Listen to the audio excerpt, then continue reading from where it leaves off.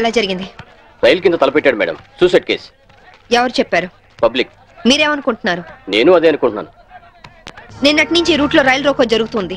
రైలు రోకో జరుగుతుండగా ఈ రూట్ లో ట్రైన్లు వస్తాయా? రావు మేడం. ట్రైన్ రానప్పుడు సూసైడ్ చేసుకునే అవకాశం ఉందా? లేదు మేడం.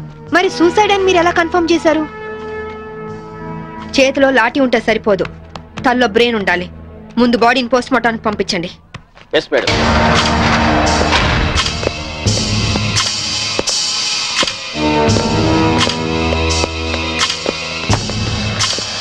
మర్డర్ ఏ టైం జరిగి ఉండొచ్చు? నిన్న ఉదయం 11 గంటల ప్రాంతంలో జరిగి ఉండొచ్చు మేడం. ఫింగర్ ప్రింట్ రిపోర్ట్స్ ఏమైనా వచ్చాయా? ఫోరెన్సిక్ రిపోర్ట్స్ వస్తే కానీ తెలియదు మేడం.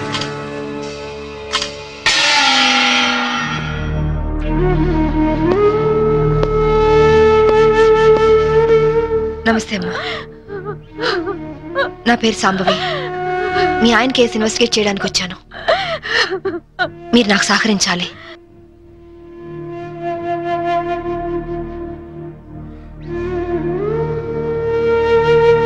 ఆయన నొసటి మధ్య సింధూరం ఉంది.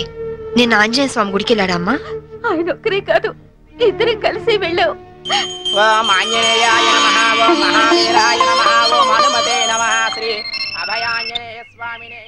Hello, good morning sir. అరగంట తర్వాత వాళ్ళ ఇంట్లో సప్లై ఉండదు సార్. వెంటనే వస్తానని చెప్పి వెళ్ళిన ఆయన ఇలా శాశ్వతంగా వెళ్ళిపోతారని నేను అనుకోలేదు. ఒక్కదాన్ని ఇంటికి వచ్చింది నేను. ఇలా జీవితాంతం ఒంటరిగా ఉండిపోవాల్సి వస్తుందని నేను ఊహించలేదు. బాధపడకండి, కానీ మీ నాతో ఒకసారి గుడికి రావాలి. అక్కడ ఏమైనా ఎవిడెన్స్ దొరుకుతుందేమో చూద్దాం. అలాగే.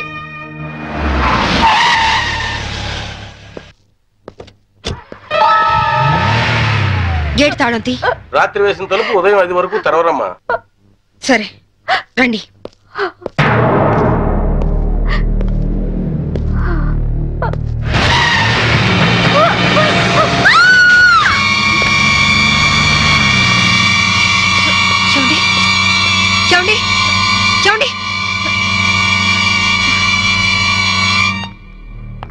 అమాయకురాలైన ఆవిని చంపడానికి నీకు మనసు ఎలా వచ్చింది? నువ్వు మనిషివా పశువా? నీలాంటి వాడిని కోర్టు తీసుకెళ్లి శిక్షించడం కాదు, పబ్లిక్ గా ఉరి తీసి చంపాలి. తీసుకురండి. Yes madam.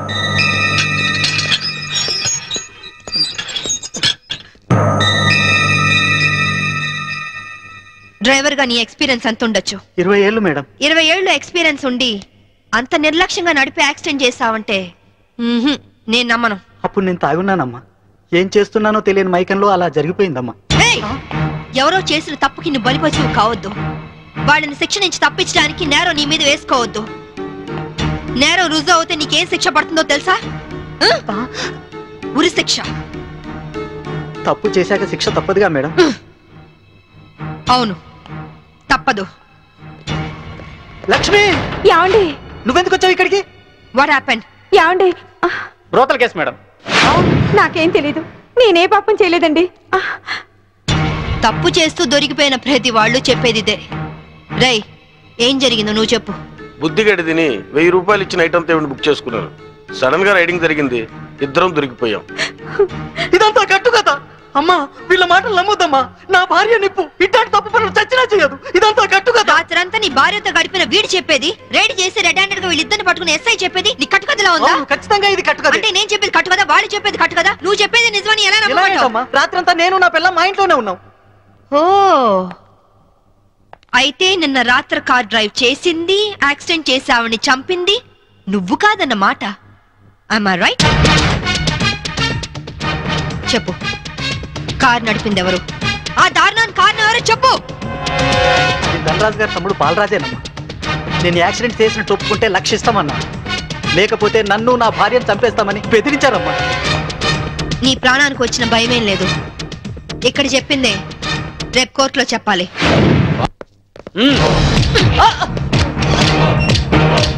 Madam, what is this? ఇది ఆపరేషన్ థియేటర్, లోపల రాకూడదు.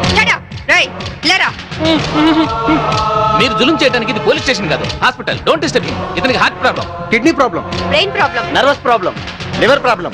ఇన్ని ప్రాబ్లమ్స్ ఉన్నవాడు బ్రతకడం కంటే చావడం బెటరు. రై, లేరా లేరా లే. What is this nonsense? Shut up. చావు బతుకులో ఉన్న పేషెంట్ ని కాపాడే డాక్టర్ ని చూశాను, కానీ క్రిమినల్ కాపలా కాసే డాక్టర్ ని మిమ్మల్ని చూస్తున్నాను. ఛీ! ఎరా నీ గుండె నొప్ప, కిడ్నీ ప్రాబ్లమా, లివర్ ప్రాబ్లం రా? నీలాంటి వాడు బయట ఉంటే law and order K problem. నీలాంటి వాడు పర్మనెంట్ గా బొక్కలో ఉండడం బెటర్.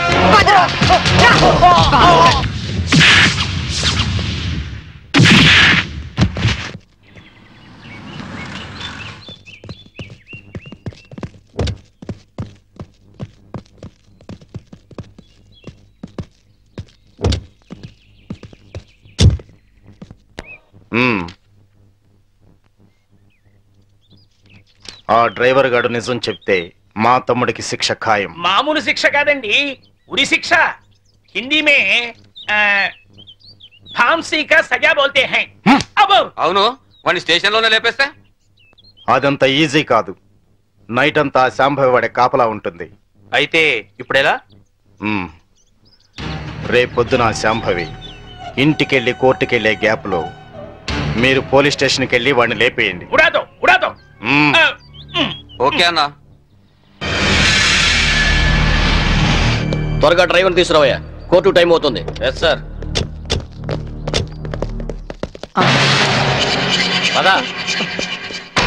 పదమంటుంటే నేను రాను, నేను మాత్రం కోర్టుకు రాను.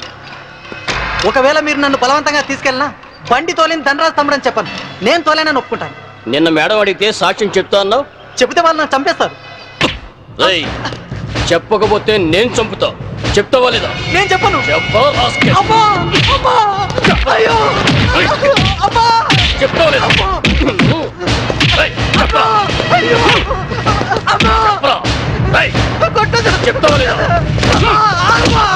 చెప్తావా లేదా?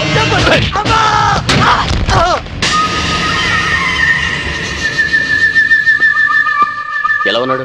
దెబ్బ తగలరాని చోట తగిలినట్టుంది సార్. చనిపోయాడు. చచ్చిపోయాడా? అవును సార్. అన్నా, సిఐ డ్రైవర్ గారిని కోర్టులో సాక్ష్యం చెప్పమని కొడితే వాడు చచ్చాడు. అలాగే అన్నా. పోలీసులు నశించాలి, పోలీసులు నశించాలి, పోలీసులు నశించాలి, పోలీసులు నశించాలి, పోలీసులు నశించాలి, పోలీసులు నశించాలి. ACP Shambhavi down, ACP Shambhavi down, ACP Shambhavi down, ACP order order. What is this nonsense? ఎవరు మీరు? వీళ్ళంతా ఈ కేసుకు సంబంధించిన వాళ్ళే యువర్ ఆనర్. అవును సార్, ముద్దాయిగా బోన్లో నిలబడ్డది మా తమ్ముడే, కానీ ఇప్పుడు నిలబడాల్సింది వాడు కాదు, ఈ ఏసీపీ శాంభవి. ఏమైంది? ఎలా జరిగింది? ఐఎమ్ సారీ మేడం, అనుకోకుండా జరిగిపోయింది.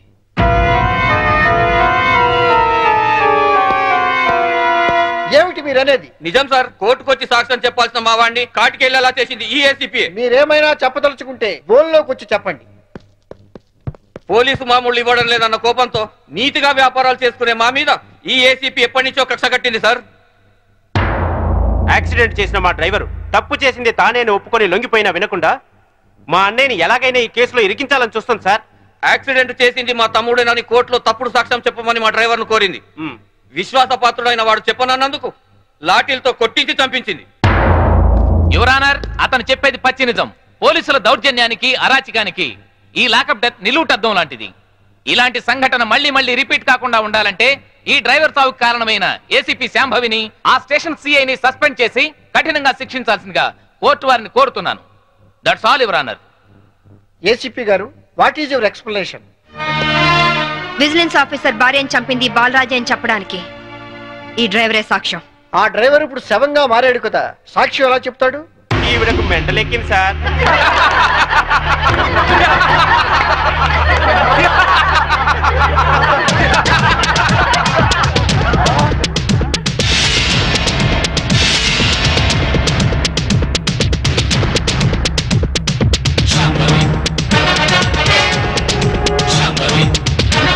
చచ్చాడనుకున్న డ్రైవరు బతికి లేచినందుకు షాక్ అయినట్టున్నారు. మీ మొహాల మీద నీళ్లు కొట్టించాలా లేక మిమ్మల్ని కూడా జైల్లో పెట్టించాలా? మిసెస్ శాంభవి, ఏమిటిదంతా? 1 minute యువర్ ఆనర్. ఇన్స్పెక్టర్, జరిగింది చెప్పండి. Yes madam. Your honour, driver ను కోర్టుకు తీసుకొస్తుంటే వీళ్ళందరూ అతని చంపాలని కోర్టు బయట కాపు కాశారు. అది పసిగట్టి నేను మేడం గారికి ఫోన్ చేశాను. మేడం గారు ఈ డ్రామా అంతా ఆడమని ప్లాన్ చేశారు యువర్ ఆనర్. లేకపోతే వీళ్ళు నన్ను నిలువున చంపేసే వాళ్ళయ్యా. ఆఫీసర్ భార్యని యాక్సిడెంట్ చేసి చంపేసింది ఈ బాలరాజే. వీడు చెప్పేది అబద్ధం సార్. యువర్ ఆనర్, నిజాలు తేల్చాల్సింది న్యాయస్థానం. విజిలెన్స్ ఆఫీసర్ భార్య ప్రాణాలు తీసిన ఇతన్ని కఠినంగా శిక్షించవలసిందిగా కోర్టు వారిని కోరుతున్నాను.